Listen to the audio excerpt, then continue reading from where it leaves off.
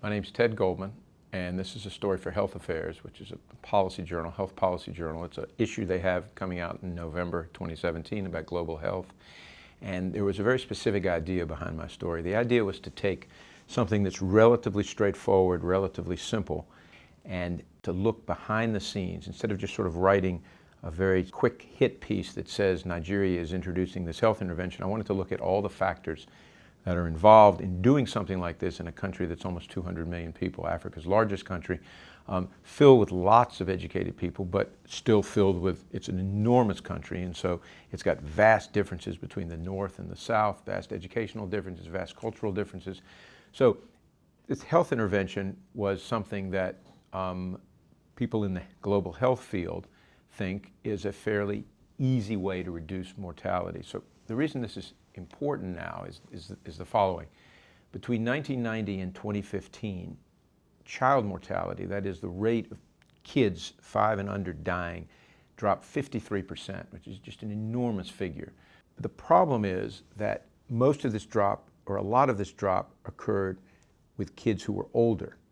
And the kids who are neonatals, as they call them, which is 0 to 28 days, it's your first month of life, which is when you're most fragile, those numbers did not drop as fast. So now almost half of all deaths of kids under 5 are neonates. So the trick is, in the global health community, was to suddenly start focusing on how do we save more lives in the first 28 days, and basically the first week, really. A lot of kids die of infection, almost a third sometimes, and infections can come from many places, but they often come right through a freshly cut umbilical cord. And scientists have figured out for many years that chlorhexidine, which is just sort of a common antiseptic which has been used in hospitals for years all over the world, if you put chlorhexidine in a particular solution or in a gel and put it on the umbilical cord immediately after birth, the rate of infection goes way down.